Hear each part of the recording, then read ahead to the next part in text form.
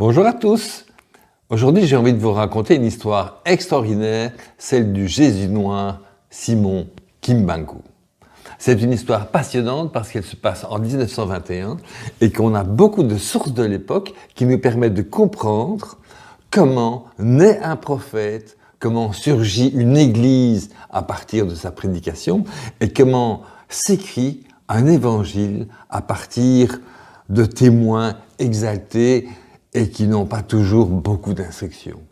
C'est un Jésus observable dans son jus, dans son contexte, et qui nous permet d'un peu comprendre et de nous mettre dans la peau des Juifs et des Romains, d'imaginer comment eux ont vu Jésus et de comprendre qu'à leur place, on aurait peut-être aussi condamné Jésus. Vous allez voir que Kimbangu, c'est vraiment une copie conforme de Jésus, mais en noir. Il est peu instruit, mais quand même beaucoup plus que les prophètes ou les apôtres du temps du Christ. Il a été baptisé et instruit par la mission baptiste au Congo. Il ambitionne d'être pasteur, mais les missionnaires ne l'acceptent pas. Alors il tente d'être au moins catéchiste pendant un temps. Il se marie, il aura 3 enfants qui développeront une entreprise kimbanguiste. Voici la photo habituelle de Kimbangu, qui n'est malheureusement pas très nette, c'est celui de droite. Sa prédication commence en avril 1921, c'est-à-dire il y a 100 ans. Sa prédication va durer jusqu'à son arrestation en septembre de la même année, c'est-à-dire après quelques mois, comme pour Jésus. Et il faut qu'il ait justement 33 ans comme Jésus, c'est pour ça que certains le font naître en 1887. Et vous voyez sur la dernière photo, une de ces statues géantes. Le 6 avril 1921, il guérit par l'imposition des mains une femme malade à Léopoldville. Selon les versions, il s'agit d'une vieille femme, d'une jeune femme, d'une femme enceinte, d'une guérison, d'une résurrection.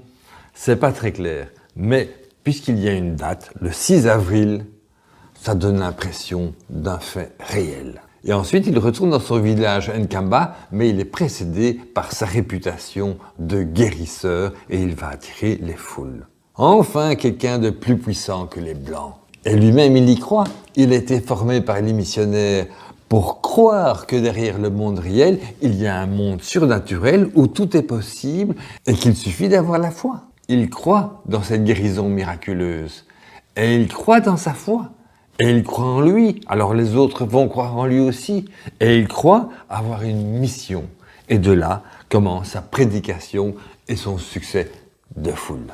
Il a parlé avec Dieu. Et en même temps que sa formation, les missionnaires lui ont enseigné en fait tous les trucs de Jésus. Ses miracles, sa façon de parler. Et ça marche. Il prophétise à tout va.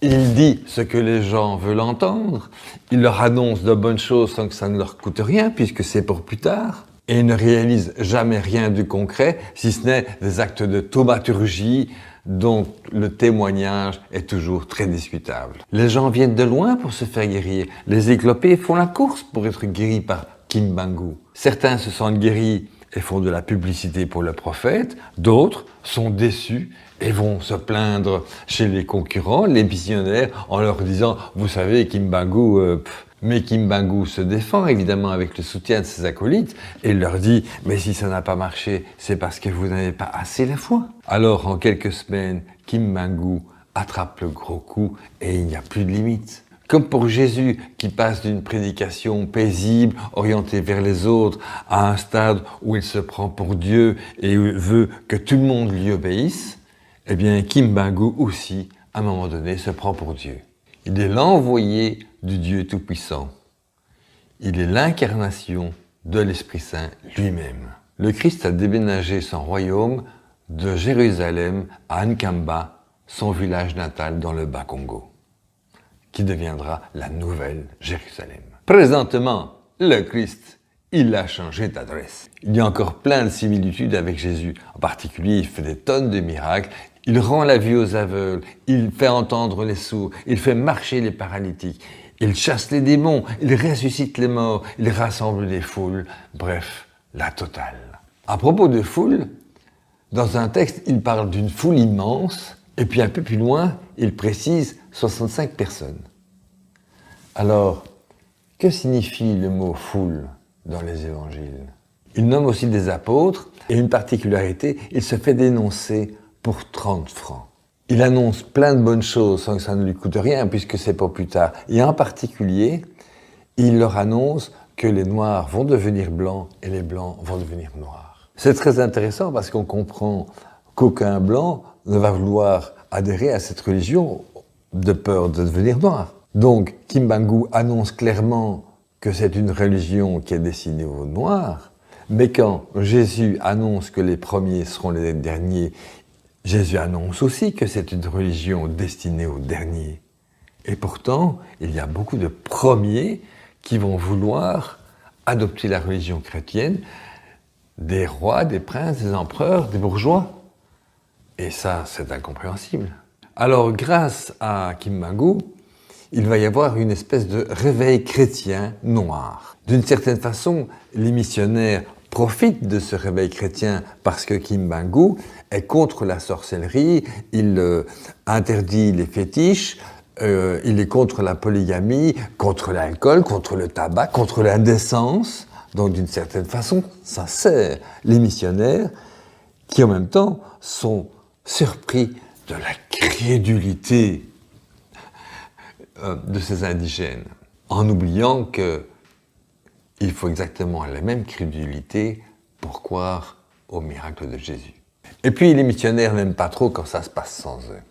Ainsi, les missionnaires vont finir par rejeter Kimbangu, tout en se battant entre eux, comme le faisaient les différentes confessions juives. Par exemple, les catholiques vont reprocher aux protestants d'avoir favorisé le mouvement prophétique de Kimbangu.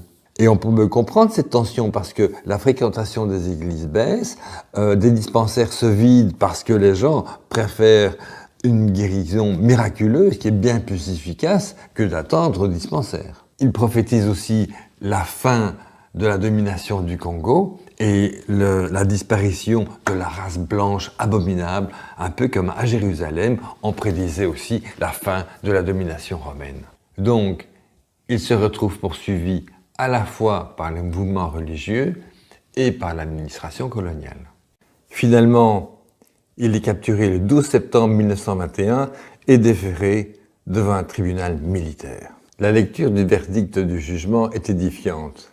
D'abord par sa partialité, Kimbangu n'avait vraiment aucune chance.